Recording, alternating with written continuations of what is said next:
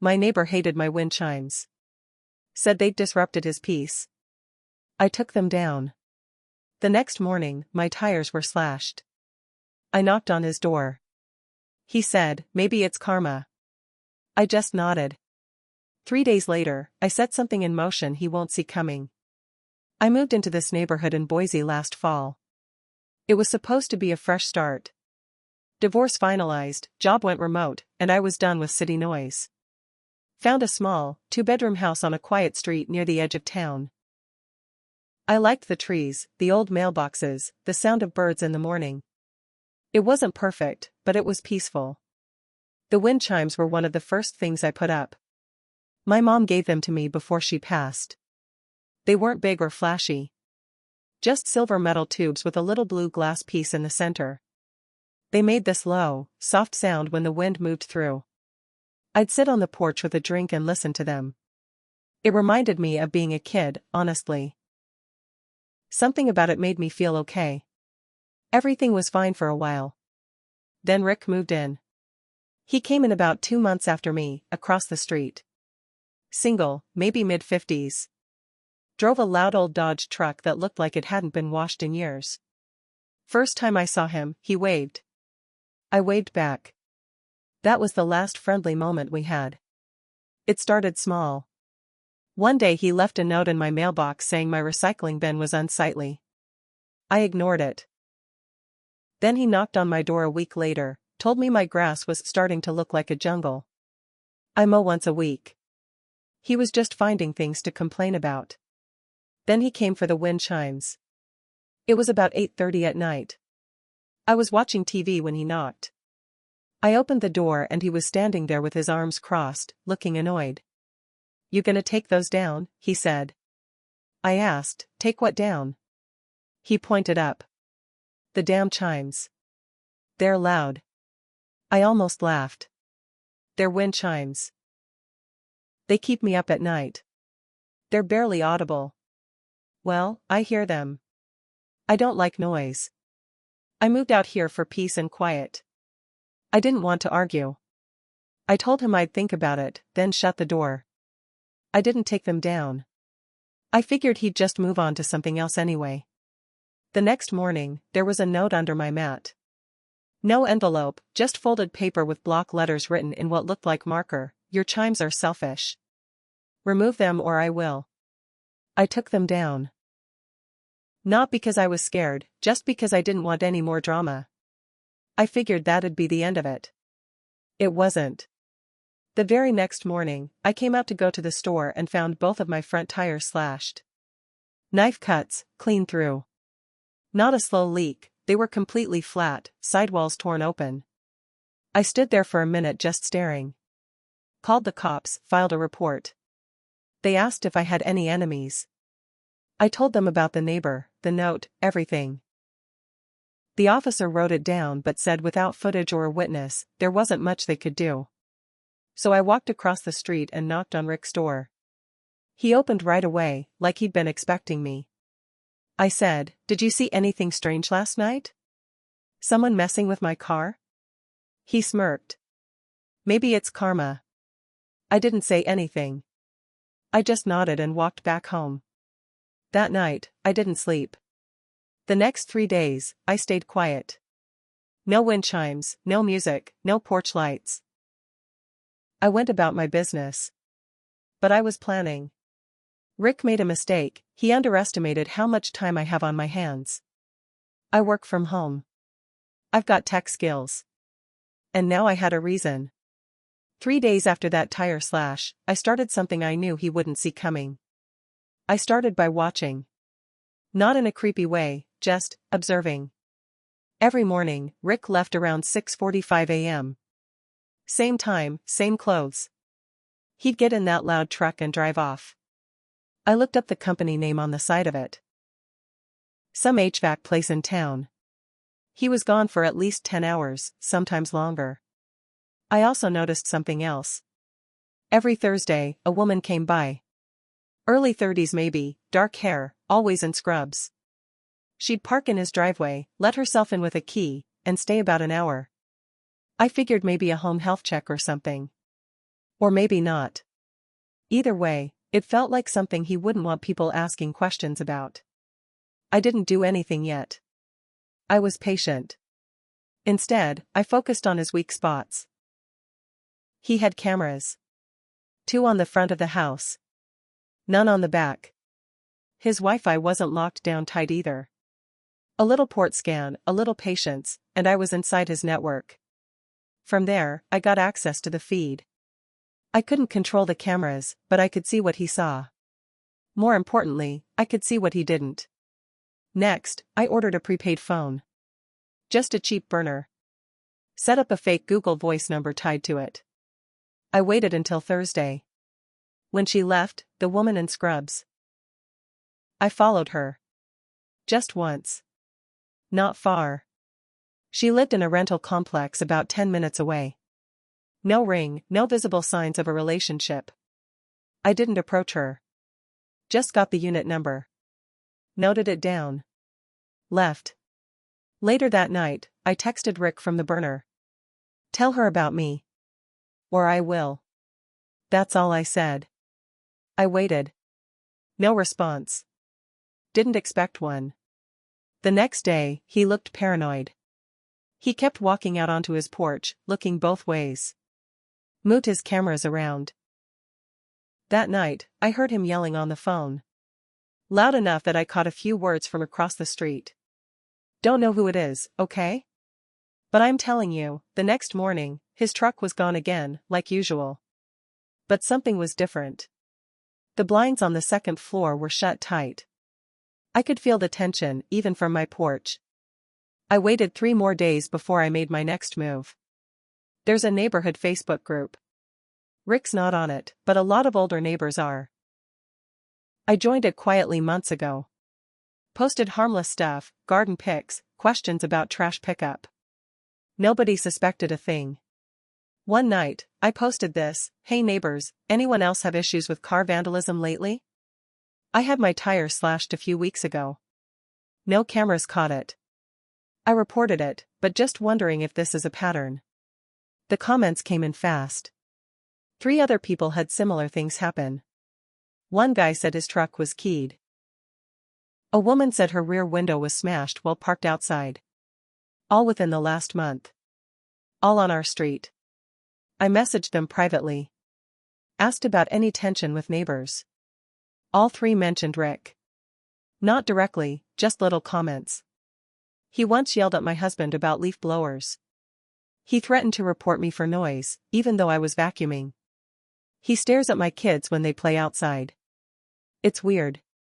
Now I had something. I compiled everything. Every message, every story.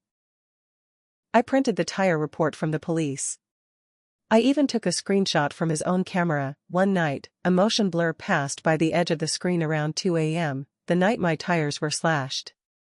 You couldn't see a face, but it was something. Then I printed an anonymous letter. Sent copies to every house on the block. It said, "You're not the only one. If Rick has harassed, threatened, or damaged your property, speak up. File a report. Share what you know. This is not just you. It's all of us." I dropped the envelopes in mailboxes at night, hoodie up, gloves on. I didn't sign anything. Just left a burner email address at the bottom. By the end of the week, 5 people had reached out. 2 said they were scared to say anything. One said she had a video of him yelling at her son. I knew what I had to do next. This wasn't just about the Chimes anymore. I picked one of the neighbors who'd messaged me. Her name was Denise. She was in her late 60s, lived alone 2 houses down. She told me Rick once pounded on her door because her porch light was too bright. She said he scared her. Said she didn't sleep that night. She also mentioned something I didn't expect. He was nice when he first moved in, she told me. Overly nice. Then when I didn't invite him in for coffee one day, he stopped talking to me. Next week, my rose bushes were torn out. That stopped me cold. I asked if she ever reported it. She shook her head. Didn't feel like anyone would believe me. That's when I knew I wasn't dealing with just a bitter neighbor. I was dealing with someone who liked power. Someone who didn't know how to handle being ignored. So I went deeper. I dug through county records, public databases. Took about 3 hours one weekend. Rick's full name, past addresses, court records. That's when I found something. 2 towns back, Twin Falls, he had a restraining order filed against him. A woman. It was sealed, but the filing date matched the same week he sold his house and left town. I printed it. Added it to the file I was building. Then I got bold. I went on the HVAC company's website. Left an anonymous review under a fake name. 1 star. I wrote, "One of your drivers has been harassing my family in our neighborhood. Slashed our tires, yelled at kids, threatened neighbors. You may want to check who's wearing your company logo." The next day, Rick came home early. He parked his truck like usual but sat in it for a long time. Just staring at the house. Then he went inside and didn't come back out. Lights stayed off. Something had shifted. The day after that, I got an email from someone at the burner account. "I know you're the one organizing this. I'm in." No name, just that line. But I knew it was the guy across the street, a quiet ex-cop named Harris. He was always polite, always watching. Turns out, Rick once threatened to shoot Harris's dog for barking too much. We met at Harris's place that night. Talked for hours. He brought out a folder, pictures of Rick shouting on his porch, a note Rick left on his door, a screenshot of a text that said, "You'll regret this." We put it all together. Filed a formal neighborhood complaint. Sent it to the city council, the HOA, and the local police. I made copies of every letter, every picture, every story. Harris hand-delivered the whole file to the HVAC company office. We didn't sign our names. Then we waited. Rick didn't know what was coming. Not yet. But by the time he figured it out, it'd already be too late. It took 4 days for things to crack. The first thing I noticed was his truck. It was parked on the street instead of in his driveway, which he never did. That same morning, a company van showed up and 2 guys walked up to his door. One of them was wearing a collared shirt with the HVAC company logo. I watched from my kitchen window as Rick stepped outside, arms crossed, tense. The guy in the collared shirt didn't look angry, he looked embarrassed. Like someone doing a job they didn't want to do. They talked for less than 2 minutes. Then Rick pointed toward the van, shouted something, and slammed the door. By that night, the company's website had scrubbed Rick's name from their staff list. The next day, someone egged his truck. Not me. I didn't need to stoop to that. But I understood the anger. More neighbors were coming forward now. Denise told me someone from the city came by and took pictures of her torn-up bushes. The HOA sent out an official notice asking for any complaints regarding ongoing disturbances on the 400 block. Rick had no clue where it was coming from. He installed more cameras. For now, around his house. But they couldn't see inside people's hearts. Couldn't tell him who was behind the silence. Then something strange happened. He started leaving his house at weird hours. Midnight. 3 a.m. Once I saw him pacing up and down the sidewalk, barefoot, muttering to himself. The same guy who screamed about wind chimes was now unraveling in the dark. And then he made his mistake. He confronted Denise. Middle of the afternoon, broad daylight. I wasn't even home when it happened. She called me after, shaking. "He came right up to my porch," she said. Started asking questions. Accusing me of sending files. I told him I didn't know what he was talking about. He pointed at my doorbell cam and said, "You're being watched." That was the final straw. I called Harris. Told him it was time. We printed a full report and walked it into the police station ourselves. Not just letters and screenshots, we had dates, timelines, videos. Statements from 6 neighbors now. And we made it clear, this man was unstable. He was escalating. And someone was going to get hurt if nothing changed. The officer who took it in looked tired. Like he'd seen this kind of thing before. He said, "You're not the first people to complain about this guy. That night, Rick's truck was gone when I got home. The house was dark. Then a week passed. Then 2. Still no truck. Someone said he was visiting family out of town. Someone else said he'd had a breakdown. Nobody really knew. But I knew this, he left scared. And I still wasn't done. Week 3, the house stayed dark. No truck. No yelling. No one pacing the sidewalk. But something didn't feel finished. Every night I sat on my porch, the wind chimes still down, just staring across the street. It was quiet now, like I'd wanted, but the kind of quiet that makes your stomach turn. The kind that feels too easy. Then I got the envelope. No return address. Just left in my mailbox with no stamp. Inside was a single photo, black and white, grainy. It was my house, taken from across the street. My porch. Me sitting there. A shadow in the window behind me. My own reflection? Maybe. But it didn't look like it. No note. Just that. I showed it to Harris. He didn't say much. Just took a long breath and said, he's still watching. We checked the footage from his own old camera system, the ones I still had remote access to. It showed nothing for days. Then, one night, around 3:17 a.m., the backdoor camera, the one facing his alley, glitched for 10 seconds. And when it came back, his trash bin was tipped over, and the gate was swinging open. I checked the timestamps. That was the same night I got the envelope. I realized something, he was testing us. Seeing who would flinch. Seeing if we'd start pointing fingers at each other.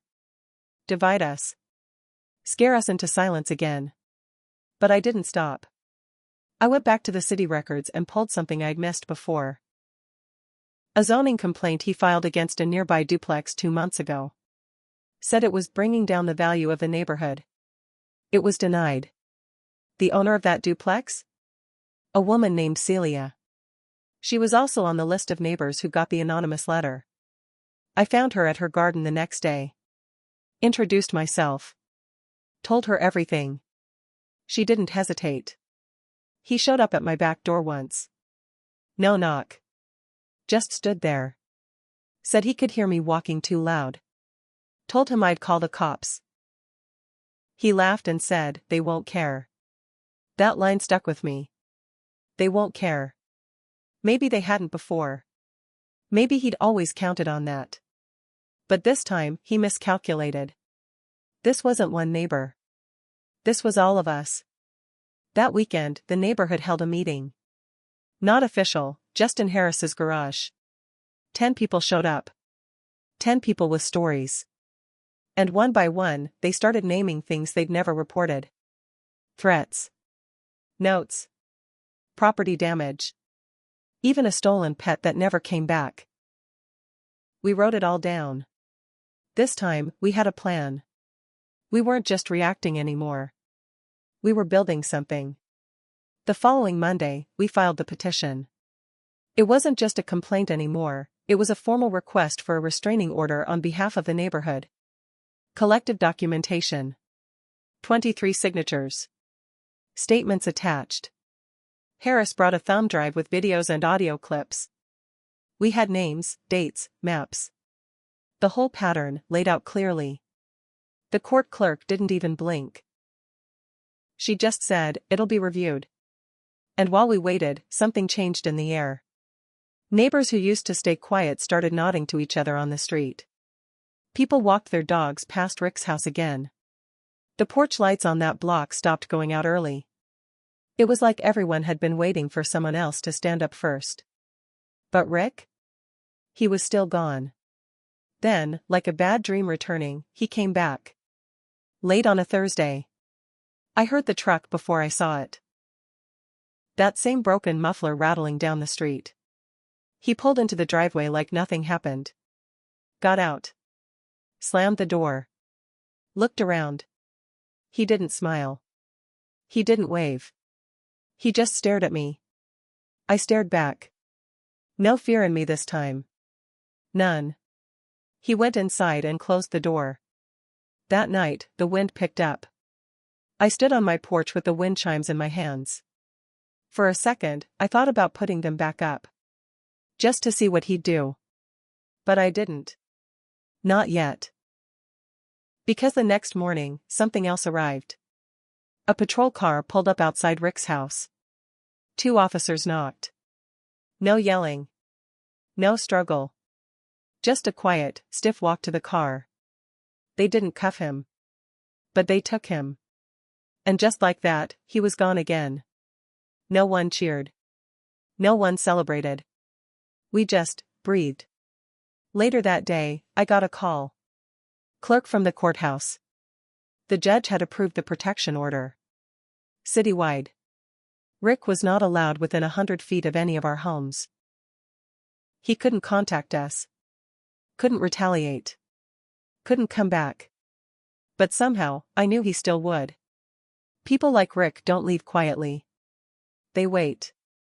And when they return, it's never loud at first. It's quiet. It's been 2 months. His house sits empty now. The grass is overgrown. Flyers pile up in the mailbox. A couple realtors came by, took pictures, walked through like they were afraid to touch the walls. Someone said he moved out of state. Someone else said he's staying with his sister in a trailer park near Nampa. I don't care where he is. The wind chimes are back up. I hung them quietly one morning before sunrise. Didn't tell anyone. Just stood there in the dark and listened. They still make that soft sound, the one that used to calm me. But now it feels different. He took that from me, the peace part. Now it's just a sound. Not good or bad. Just there. Some nights I think I see headlights slow down in front of the house. A pause. Then they keep going. Maybe it's nothing. Or maybe it's him checking to see if we still remember. I do. We all do. But nobody talks about it anymore. It's like we've all silently agreed that the threat is gone, as long as we pretend it never happened. But I don't pretend. I still lock the back gate. I still check the camera feeds. And every time the wind moves through those chimes, I remember the first time he smiled at me, like he already knew how the story would go. Maybe he did. Maybe I did too. Because peace isn't something you hang up on a hook. It's something you lose the minute you think it's safe. And I don't think it's safe. Not really. Not anymore. Some nights I catch myself listening for his truck, even though I know it won't come. I still leave the porch light on, not because I'm scared, not exactly, but because I want him to see it, wherever he is. I want him to know we're still here. Still watching, the way he used to. People think revenge is loud. It's not. It's quiet. It's walking out your front door every morning like nothing happened, while they sit somewhere far away, wondering if anyone's still talking about them. We are. But we don't say his name. We just let the wind carry the sound of the chimes, and if he ever comes back, he'll know, we didn't forget. We just got better at not looking over our shoulders. And honestly, that might hurt him more than anything we ever did.